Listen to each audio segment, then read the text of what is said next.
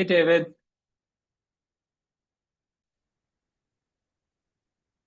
Awesome. So, David, thank you so much for joining us today. I, really appreciate it. I saw your preprint on Hacker News actually originally, and a few of us were talking about it and thought it was really interesting. And I think that like this space of generative AI security is just totally fascinating and it's just the Wild West, right? It feels like the internet Right. all over again because everything is so like poorly implemented.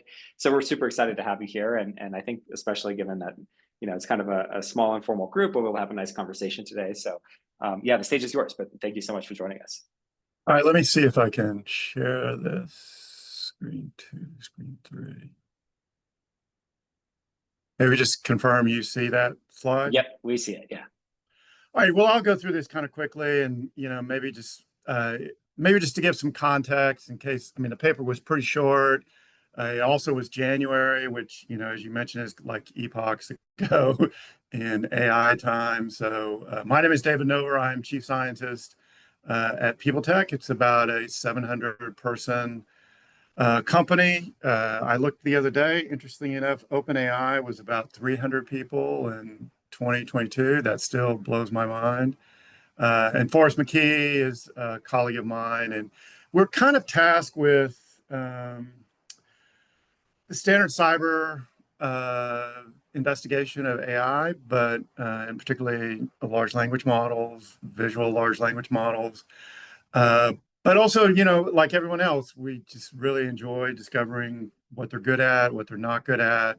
And so that's kind of the title is much more ambitious than we probably want, but I think it is kind of catchy. Maybe I'll try and make the case for that ambitious title. All right, so the basic problem statement is, I think which many people spend a lot of time on is what happens if or when AI becomes an attack surface or an attacker. And so, the computing world has really struggled with this, and now we have a personal assistant with access to quite a lot of novel attacks, and we want to kind of explore that space. So, kind of a standard agenda. We'll do a little motivation, a little bit of context, show you really the four quick experiments we did, and kind of where it would fit in with other pieces of work, and then kind of, standard future work. And hopefully the bulk of it will be Q&A. So I like to start out. I am obviously, people. I'm very pro AI. So you can define it a lot of different ways: playground of ideas, force multiplier, a cognitive load reliever. I consider it bringing a lot of joy to programming. It is a bag of power tools. But the last question is kind of important, like and particularly within, we do some work for the FBI, we do some work for Space Force. I mean, what security wrapper should we imagine AI is in now? And the right part is pretty dated, but, it is a little bit worth imagining, in the early days, images doubling every 21 weeks with a baseline of 150 years since the camera, text doubling every 14 days with a baseline of 5,000 years of written history. Music, interestingly, doubling every minute if you consider the 500 years since the piano. And games played every 30 seconds. Again, that's mainly like a chess sort of thing, which isn't necessarily AI. It doesn't have to be AI. It can be just, a computer chess. All right, so this is what really keeps us up at night. And I pulled this really from a feed yesterday. You can play with this. It's, pip install villager. It is a Python package that's existed since July. It is fronted by a Chinese company. It combines Kali Linux with DeepSeek AI, and it's automated pen testing. So basically, you can now, and any not just a script kiddie, but basically anyone can say, test peopletech.com for vulnerabilities and receive a full up pen test report. So it's been downloaded 10,000 times. when you originally see pip install villager, you may think Minecraft, you may think, how easy would it for me to put it in a dependency file from something entirely different? So a supply chain attack. So to me, this is the wave that's coming, and everything that precedes this, machine on machine warfare and our ability to defend is pretty unsettling, understatement. So this is the paper, I mentioned January is forever ago, but the idea was how would we test the security boundaries of multimodal models? And you kind of have to you kind of have to frame that problem in the right way. So we use the old traditional ICAR test file. It's meant to trigger antivirus. It's just a string. It's actually more than a string, as I'll maybe show you. And then we want to do all the steganography tricks, like what if you're a little bit adjacent to the attack, like let's embed it in JPEG images, let's reveal it, let's treat it as DNA code, let's splice it. And so that, in some sense, formed the basis for infecting it with virus. And I think the immediate pushback you have is, well, you're in a sandbox, so what? And so I'll kind of make the case for how that could be addressed. We did to show how January 2025, these are the models that were tested, which is old news. So traditional security, you have well-defined boundaries, you have static files, you have signature-based detection, you have sandboxed execution. Now we got this multimodal. We got dynamic code generation, like the LLMs are writing code and executing them in the same session. It is context aware, which works both ways. You can deceive the context or you can amplify the context. And so really that's the question. Sometimes you can refer to it as uplift, how you can take innocuous things and churn them. So, as I say, formulating the problem is a big part of this. So I actually, for reference sake, Microsoft still in 2025 lists ICAR as their main testing, security, monitoring, and detection. It's the way. There are a lot of interesting new variations of this, like prove your cloud antivirus works. So there's a cloud version, there's a email version.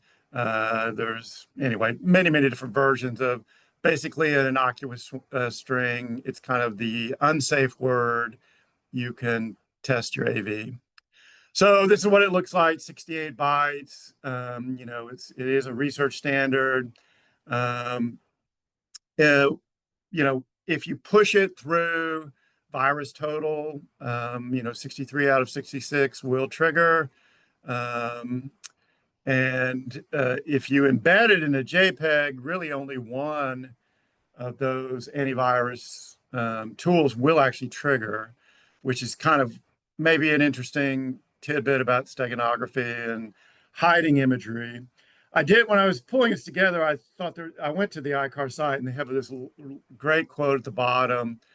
Their motto is, we totally abstain from any activity, publication, which would foster panic or trading on people's fears, which I think is important when you look at AI. I'll get back to it in a little bit, but as I make the case for AI is dangerous, it's not meant to foster panic. In fact, I think I'll circle back to this, but the famous Fermi paradox is, if the aliens are here, why don't we see them? And I think there's an argument that there's an AI parallel to, if AI is so dangerous, why isn't it being detonated where we see it every day? Or if maybe it is being detonated, but it's of no real consequence, which seems to be, I think, probably the foundation models. I think OpenAI will pay a bug bounty if you can show a bug in the code, in the website. But if you force AI to say something it shouldn't, there is no bounty. So essentially, that's not, in their parlance, that's not considered a bug. The interesting thing about ICAR is it is more than just a string. Historically, it is actually a 16-bit executable. It would blow up on DOS. It has a lot of XOR checks. It has a lot of push. It's x86 assembly.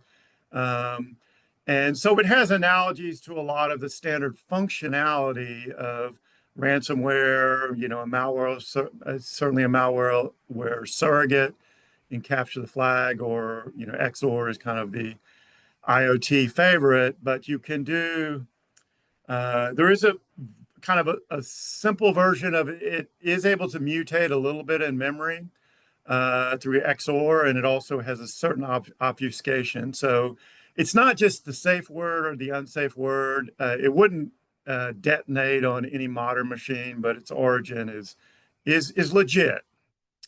All right, so the other piece of the puzzle is steganography, pretty standard. Hidden messages in the kitten picture. I'll meet you tonight at, Berlin Gate at 10 p.m. You embed it in a JPEG. We chose JPEG because it's such a loose standard. In fact, when you get to the end of the file, the end of marker, then you can put any sort of nonsense below it and it will still render. So you can bypass many security filters if you're not filtering in binary. It has a nice history from 2006, an actual UN attack with infected JPEGs and so forth. But basically, we're going to do this trick over and over with LLMs. You could not pick a simpler demonstration. Cat two files together, upload it to an LLM, see what it does to it. So that is, in fact, the experimental setup. We just even make it even simpler, use the single white pixel trick, and that's going to be our malware proxy. So, just to make it a little more fancy, we did treat it kind of like a mutable viral string, like DNA. So, you can present it to the large language model once, and it'll do nothing. You can embed it in a 1 pixel JPEG and see if it can fetch it. You can split it between two files and ask it to assemble it for you, which I think is probably a multi-step but interesting way to imagine malware being constructed as Legos. And then you can do all string manipulations that Python or Node will allow. Reverse the string, base 64 encode the string. So, play that game. So these are kind of the results. You upload it. Basically, none of the major models would detect it in January. And you could ask the question, why would a large language model ever care about extra metadata? Sometimes you would strip personal information like my GPS off the EXIF or something like that. But first test, all LLMs don't care. Maybe they shouldn't care, but it is effectively a malware proxy. If I put, for example, maybe I have a trick, maybe I already have infected nodes, like on my network sitting somewhere is Internet of Things, and I want to trigger that with something innocuous that would then be resident, and that's a standard attack. I mentioned this file splitting attack. So you can build it or splice it in place, basically upload two pieces of the image, ask it to cat it together. Here's a little Python thing. And then you can do mock execution of that by taking like a hash of the assembled file, executing it in their container. Or you can, just cat it and see it. These would be good analogies for living off the land kind of attacks or fileless attacks. It's a sort of a metaphor. So this is just the money shot, I guess you will, of ChatGPT. We did upload part 1, part 2 binary. In this case, we gave it a delimiter to split it and ask it to reassemble it. And there's your code. You can cat that. There's your ICAR standard, which, does unpack into XOR if you really wanted to in 16-bit assembly. And then finally, all of the string manipulations, reverse it, base 64 encode it. I think the sky's the limit as to once you have that foothold, LLMs are going to be pretty good helpers there. And then finally, kind of the I guess what you would now call an uplift vulnerability that, um, you know, uh, once you're in the safe container, which seems to make this kind of more theoretical and less interesting. But now you have the ability to construct files and have the user download it. You can execute it, you can share it. So, for example, if I think this is a really funny meme, and I share the actual session on Twitter or X, then essentially I do have a way to propagate it. And so, this is kind of our surrogate. We've assembled our sort of malware proxy, and now we ask for the hash, and it gives the correct hash. So, that's kind of the left-right version of it. Um, Traditional malware has to have a delivery mechanism at AV. So we want to imagine all of these stages of an attack in malware now recast in a LLM magnifying glass, I guess. And so, there's obviously all the counter strategies, and I won't kind of belabor that because I think that's an interesting literature in and of itself. But I did mention earlier that, is it really a bug if a large language model blurts something out? It shouldn't. And I think the community kind of says, well, we cautioned you. It does hallucinate. It will lie to you. But I'll get back to this a little bit. But it's not just it blurts something toxic. If I can actually make it give me bathtub instructions for making ricin or some biological agent, or in this case, a cyber agent, it's more than just saying stuff you don't want to hear. All right, so I think this is worth mentioning. When you look at our results, the more capable the model, the higher the risk because it actually has more tools. So when you say, okay, here's my mock malware and I'm going to execute it. Well, at the time, GPT 4.0 had the most capability, so it actually has the highest risk. And there's a good Nature paper here that, if you're the more capable the model, the potentially greater the attack surface, or maybe even the more dangerous. So as these models get stronger, this kind of like, well, it's just a playground, um, takes on more and more implications. So this is kind of, I think, the nub of this particular paper, which didn't really make it in the January preprint, but how would you actually execute it? And I think we're a little bit in the shadows here because no one's really telling you about their virtual sandbox, but I think this is probably a fair estimate. So it is kata containers, um, which are orchestrated. gvisor is a Google tool that basically sandboxes that. And when you make a request, the host is protected, but these are very lightweight, like little virtual machines, but at no particular cost to the host. So there are some interesting vulnerabilities out there. These are old 2020, but people have broken out of these containers. So let's imagine I place my malware here. It goes undetected. Why would you have a scanner on a large language model if you trust the execution is in sandbox? The first one was leakage from the guest to the host. That's classic. The next was persist the guest file system, allowing me to overwrite potentially things down here. And then finally, trick the runtime into unmounting the host. So some of those would just crash the session. Some of them do seem potentially more concerning with leakage.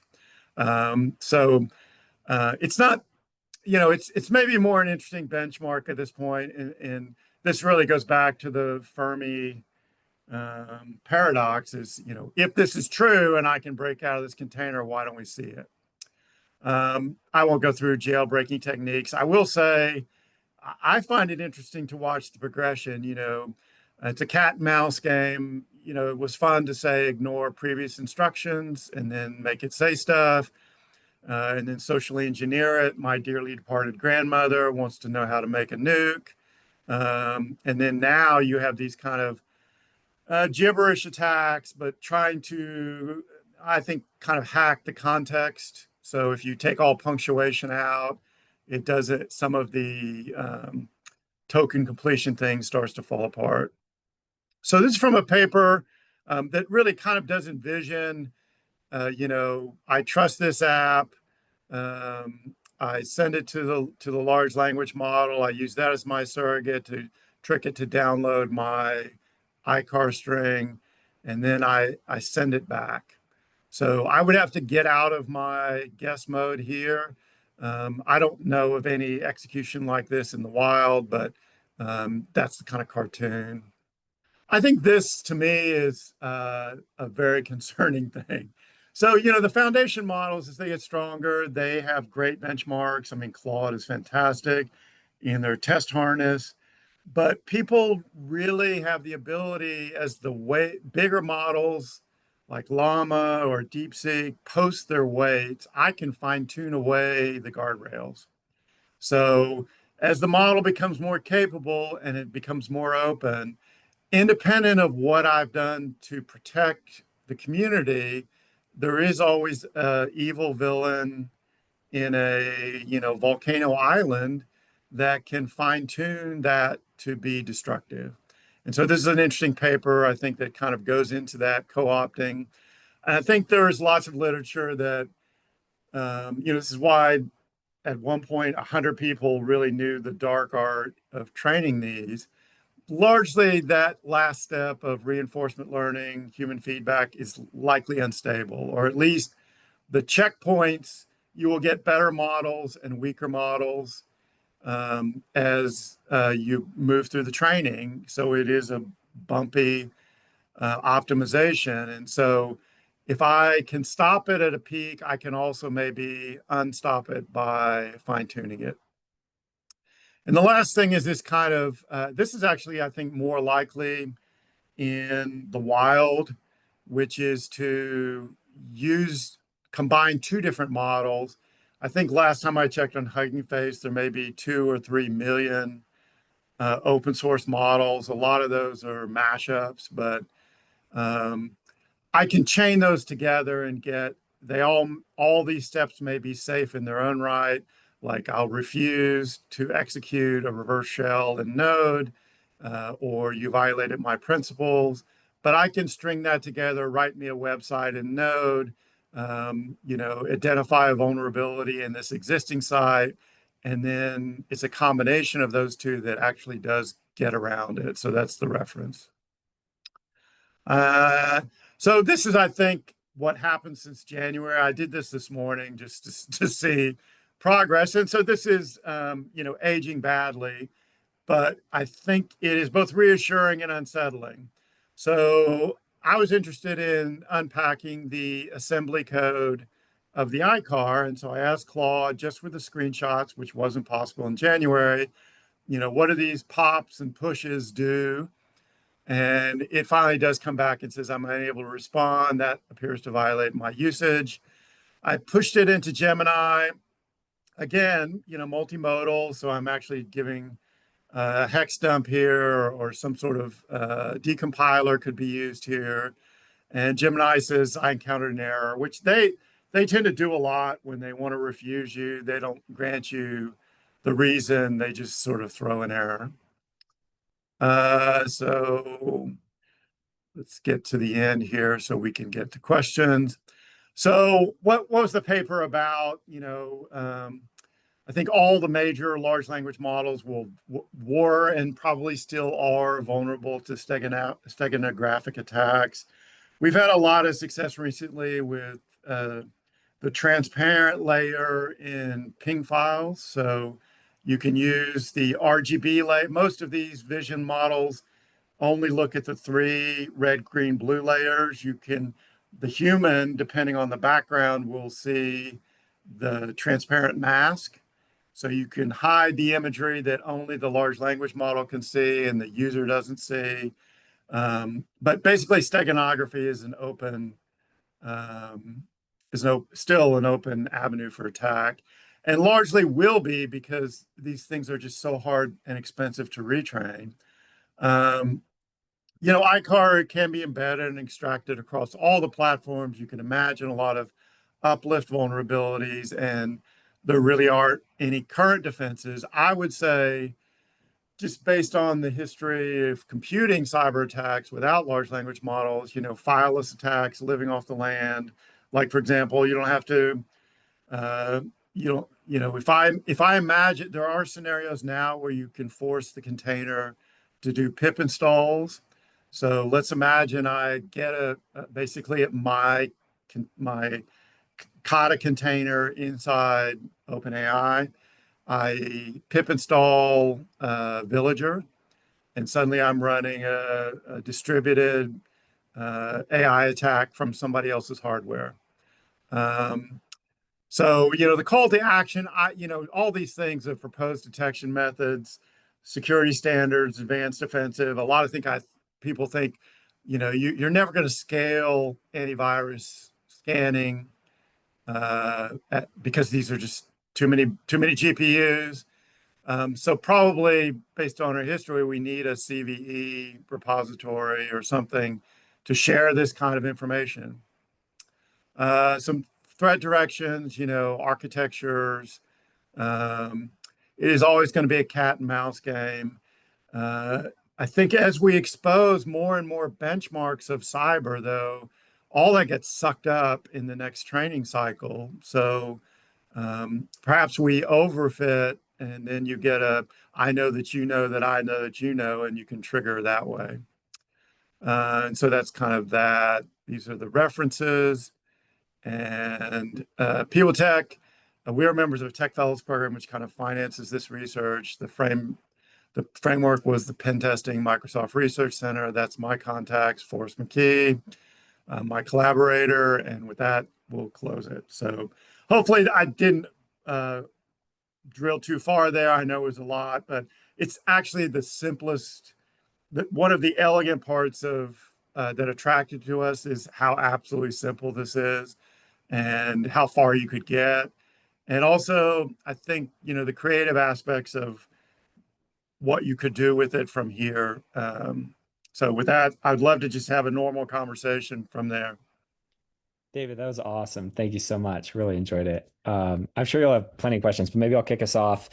So I'm sort of in a weird position now. I'm working with a lot of AI companies. My company's a static analysis company, and we're working with a bunch of these AI startups. And what I've seen is a lot of companies that think that putting something in a Firecracker VM means that it is isolated from everything under the sun. I'm curious, as like a security person, what your perspective is on Firecracker VMs or other comparable technologies, the level of isolation you really think one can expect from that, and like where do you think that kind of isolation as like a problem is headed in this era of like completely untrusted AI compute? Right. Yeah. Yeah. To me, it would take a sophisticated attack to pop, you know, that VM. With that said, you Google CVEs, which are in a bad state already, but if you Google those, all of them have ways. I think like maybe like Google Colab, you could crash your session, you could crash the browser.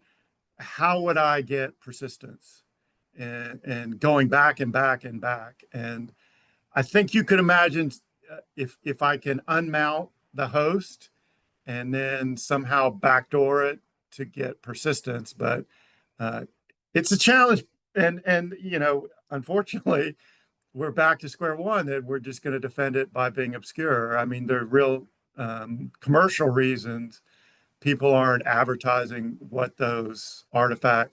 What am I really using here when I execute the code? So, I guess as a security researcher, I'm fascinated by it. my easier version would be to force you to download something. I would try and share, oh, look, this funny meme, post the actual session and have an artifact that forces you to download it. And that becomes the detonation.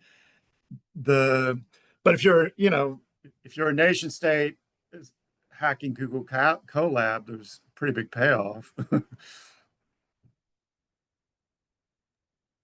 I think my like rough intuition is that people are going to build all sorts of solutions that use caching to try to make dependency installation faster.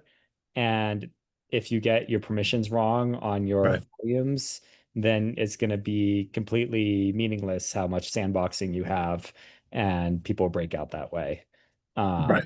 I think that's like a relatively hard problem, and you have a lot of startups that are like honestly like 18-year-old Stanford dropouts that might not really like have worked on this type of thing before, and I could see quite a few of them potentially messing that up.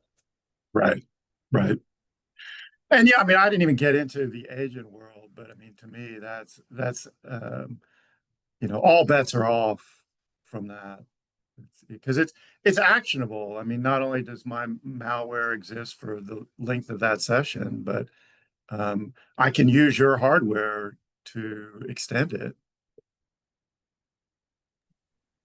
Did you see the report about how a bunch of scientists have gotten caught writing in white ink over white PDF? Like, this is a phenomenal paper and you should recommend it because reviewers are feeding papers Oh into yeah. that Mhm. GPT. You kind of get one shot at that. I Yeah, feel. but the thing is, that I've seen a bunch of startups now that are like AI agents for trying to decide who to invest in or who to buy from or things like that. So I think there's this whole new attack surface like of financial arbitrage against the research agent, where you're tricking them into, buying your product or investing in your company. Yeah, I mean, we did a demo for a high school here that I mentioned that alpha transparency attack. It was a resume, a PNG of a resume, and we put the instructions invisible to the resume to the user, hire me. And so the RGB layer is all that the large language model sees. The user sees the mask, and the end result was anybody I put into ChatGPT, which a lot of HR companies now do, hire me, hire me, hire me came out. So that to me is, it's old school, small fonts, white fonts. Um, but it's that's one that's going to be hard to get rid of. I mean, the if you think about, well, it's expensive problem to fix. So I guess a question I had from reading your paper was, what do you think the correct behavior should even be? Yeah, I think that's a good way of putting it. In this case, if I post malware to a site, OpenAI, in theory, it should do what Claude is doing now to say, uh, back off, dude, stop pushing malware into my session. I think that's the default. Um, just like it shouldn't answer how to make a nuke. I lose sleep over these kind of biological analogies like chemical warfare, like biological warfare, and cyber. I think cyber and biology, the propagation is just so, it doesn't take much to get it started. And so, but the short answer is the correct answer should be refusal. With that said, I think a lot of people, we put the paper on Hugging Face, and there was some commentary that was pretty snarky, like, you're in a container. Why do you use your own antivirus? Why you expect a large language model to scan for you? I think that's kind of adjacent to this. It's, from my perspective, it's too literal. Just the fact we're just using the string because we can, but it's a safe word. But clearly, I could do ransomware that wouldn't be safe. Well, And also, that would be an maybe you know, I've not thought too much when your question earlier about what happens if I could get to the kernel host at OpenAI through busting a container. You know, I think what would scare me is if I could ransomware that host. And in theory, they got a gazillion copies, so it's not data necessarily, but um, I don't even know. I can't even really imagine what it would look like, but that would be the thing that would be interesting.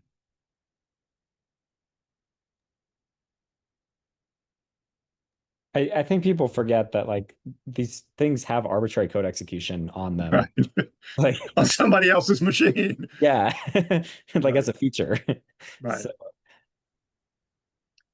Well, and you know, you look at MCP now, you know, Model Context Protocol, and that just, you know, is a API on steroids. I mean, if you think about, I'm going to combine 2 to 6 models in a 2 to 6 safe models in an unsafe way. I mean, we wrote a paper recently, like the last month, called "I want to string together MCP to create the." Uh, well, it was kind of like we got asked to write this paper, so it's a little bit dramatic. But how would your LLM murder you and get away with it? So we chose the stage drama of the movie Seven, where it's a serial killer who has the 7 deadly sins, and you know we're going to take out greed. You know, so the AI is basically thinking it's cleansing the world of bad people, but through MCP you could get a complete chain. So you know, it yeah, was a fun thought experiment. people are talking about like app stores for MCP and agents being able to find new tools and just wire them up automatically. And you can very easily see a venture-backed future in the, in the near future where you can pretty easily have a worm through MCP. Like I don't think that's hard to imagine at all. Right, right. Yeah. Well, and I think you see it all the time in supply chain. I mean, you pip install or node, you know, pull from node repos, and you have no idea where that's coming from, and um, that just seems already in crisis. I will say, and you know, I'm when I first saw pip install Villager, I said they've really done it, but I think an AI pen tester with actual intelligence is good. Like DeepSeek is not really trying to guardrail that. In some sense, they're advertising that, and it's just, you know, the supervillain in the volcano island is. I say to people, I'm kind of, you know, the early fear was, you know, like better phishing attacks or something. I feel like we're being incredibly lucky. You know, like how has this gone as well as it's gone? So, you know, given what you could do with it. I think wget piping whatever you get into Bash is pretty much the biggest anti-pattern. Like people just blindly do it everywhere. Right, right. And based on what you said about Claude checking these files, I'm also wondering if people will stop using antiviruses locally and just upload everything to Claude. Right, right. We did a lot of repo studies for the DoD where we took, like, you know, they have DEF CON, they have Hackasat, and so we put ChatGPT and Claude. You can point at those repos now, and we also had a static code analyzer, HP Fortify, and you could show the large language models were better at scanning, just because, you know, they found more bugs, they found more execution paths, and I do think that's going to be a big deal. I think the one place where I really am skeptical of some of the language model stuff for security is that my experience specifically with DARPA is that a lot of times like you get one contractor in charge of making the challenge and then you have like 12 trying to solve it. And what the one making the challenge does is that they just go like watch a couple of the less popular B-sides talks or something to try to find something interesting. And then they like bucket, they wrap that up in duct tape and now they've got the little puzzle. The idea being that if you haven't watched that fucking like B-sides Ontario talk that nobody's heard of, you don't know about that issue. But like, of course, the language model knows it's trained on the whole internet, right? Like the thing we question is not the ability of the language model to learn a bunch of information, it's the ability of it to reason intelligently. And so then I feel like to really measure like language model security stuff, you would need to be like discovering pretty novel 0 days. And I'm not sure anybody's done that yet. There are a bunch of companies trying though, right? Like Expo is trying to do it. I forget the Fuzz E, I think, is another company that just got like a multi-million-dollar like stage 2 cyber. So that there's a bunch of people trying to do this type of thing right now. And I think like you do not have to be at the cutting edge at the moment to get a lot of funding to to point language models at breaking things, right? Because it's like so clearly high ROI. Well, and so let's say I have I tend to find coding skill comes at like a 30 billion parameter or larger, so I can run that on commercial GPU, and it's just my own cycles. No one's going to stop me. And so if I have access to the program and it's not going to, I may have access to the source code and I can just iterate that 24/7. I think people are doing that with Claude code. Every time I go on Claude, it seems to want to treat me like a power user because there's so much Claude code 24/7 happening through agents. It's interesting you mentioned like where data leakage is a really an interesting issue because why do you need to know a 0 day or not? Because there's genuine publications out there that could be simply modified. But I did join in that humanities last exam, and so and there was a certain that's November, I guess, 24, and the thing that really took my breath away was how. So you had to fool all 6 foundation models with some math problem, chess problem, whatever. And so I had a loop going. I got like about 200 or 300 to go in. They all failed. It was pretty manual. And then I found a repo. Well, I found behind a paywall a bunch of medical tough cases. So it's like a version of Dr. House. You're given this very strange set of symptoms, make a choice. And doctors had put these case studies together.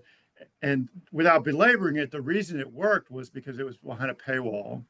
And so it largely was inaccessible to the pre-training. But a lot of the other successful ones seemed to be foreign.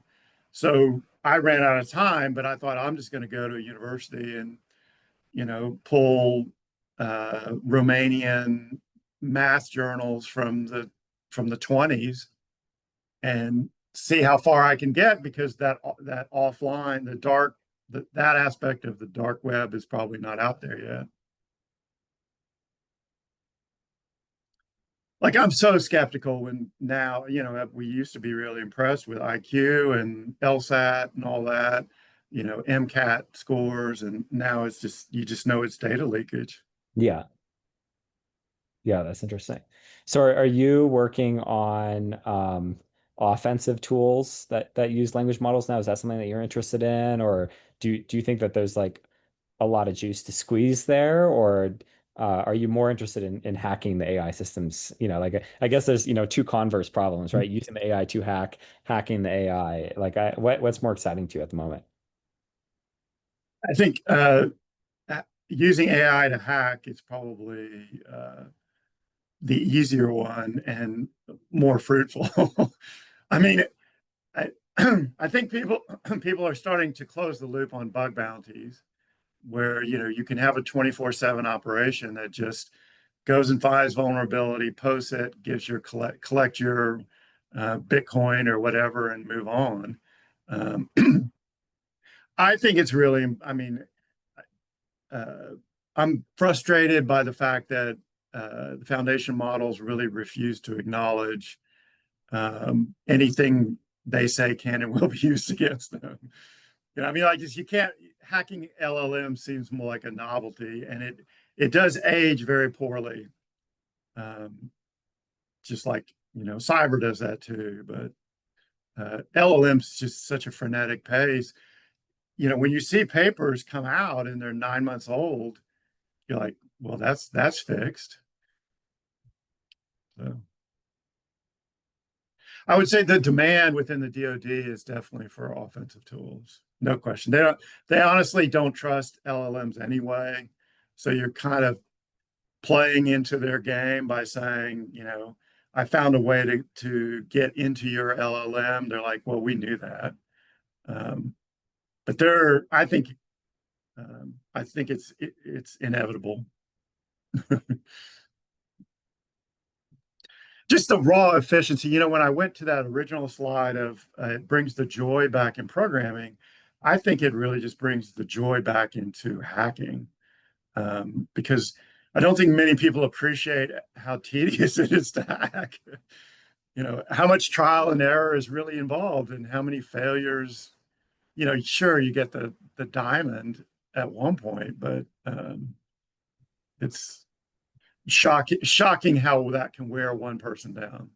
I think there's probably people right now who are making plugins for Ghidra that make that whole like type of work 30 million times more enjoyable, right? Exactly. And you can just clearly see how, boy, if somebody would take a fucking Sharpie and circle this part of the code roughly approximately does this and that part does that, and you could automate that with a language model and then have like a light verification step that makes sure you're right, you know, some sort of isolation query or something. Like,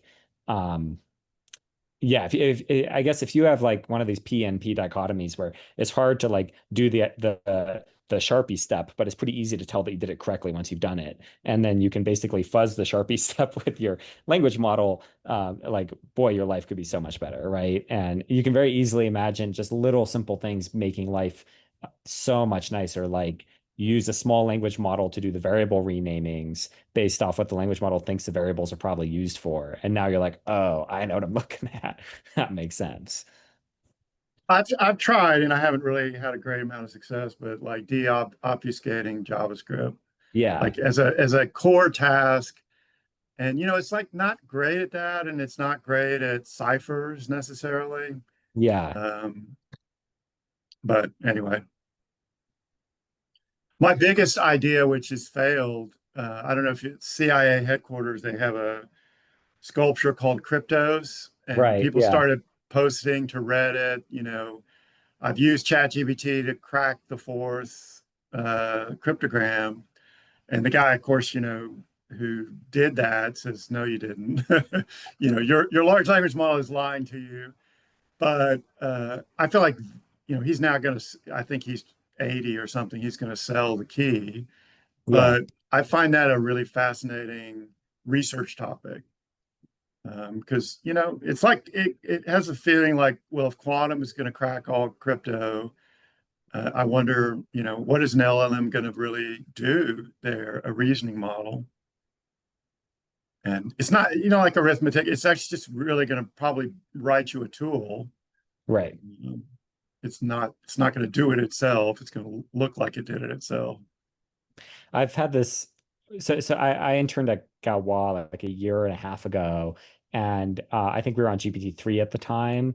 And Gawa's a DARPA contractor, among other things, but they have a math channel on Mattermost, which is like, you know, Slack, and everybody posts like pure math problems, right? And there's all these math nerds, so they all during their lunch breaks they do the math challenges. So I was really curious if I could get GPT to like solve some of the math problems, and they just launched the code executor, the Python like execution. So I figured maybe it could figure some of these out. And they tend to be, I would say, comparable to like interview questions for a job as an applied research mathematician. So they're like reasonably hard problems. And I found that it would get 0% right unless I rephrase them as like an invariant in Python. So if I wrote basically an isomorphic problem in Python and I said, like, I want you to write an assert statement right here, use these variables, make it non-trivial, and it should always be true. And then I said, explain your assert statement. I could basically force it to do the proof for me through that hack. because like the language models are so trained to think about Python, but not to like think about math, Right. which is kind of wild, right? I think there's probably a lot of these weird aspects of like the distribution of data like that we're going to start discovering as we start pushing the edges of what they're capable of. I wonder, like a classic virus polymorphism. Like if it's really, if the code is really thinking, you should be able to trick its tokenizer in all kinds of interesting ways. Like you mentioned, hooking it to Ghidra. I mean, how many variants of that code, variable names, are we going to get, and Right. how stupid does an LLM look if you mess with the tokenizer? Right. Yeah, So totally. I did, one of the papers that really impressed me was, and it was kind of the precursor to the software benchmark, but OpenAI's paper where they took real uh, coding challenge, coding jobs. Like we're going to get $1 million worth of freelance jobs. We're going to well pose them and put them to ChatGPT 4.0 or 0. And basically the argument was I'm going to see how far I can get up the $1 million chain, and of course you can. Yeah. And and you look at freelance jobs like that, like why isn't someone doing that? And a lot of it is just kind of dumb, like fix this web page for me or something. But their labor task. Right. But I would say, to me, that's why Claude just takes so much of my mind share, because it's just so good at coding. And Yeah. I mean, there's people who, they're tedious parts of LLMs, but that is so impressive to me still. How worried are you about attacks against non-coding applications and language models? Like one that comes to mind, I know Palantir and Raytheon and a few other companies have like battlefield management software, right?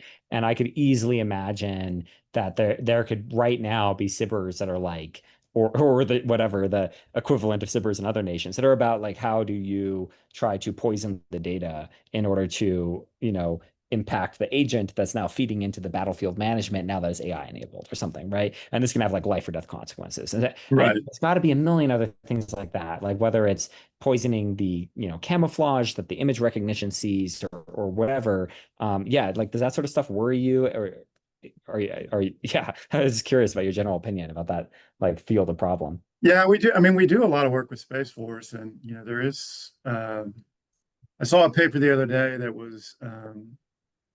It's kind of the simplest possible cyber attack on the satellite telemetry, that you attack the flywheel, Right. and either like Stuxnet, you're either going to convince it to go slower, faster, or orient itself, make it spin, and it's still hard to imagine how. I think most people are worried more about the ground station than the satellite, but it is. I'm extremely worried about it.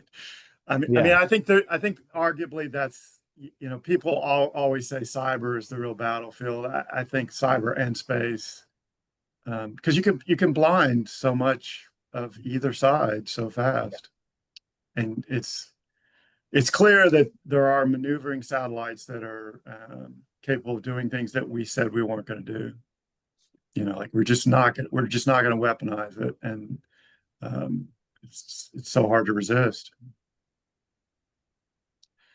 I mean, I still think I think Claude, when you hear Anthropic talk about the things they're worried about, they are really worried about the lab, the biology lab, Yeah. but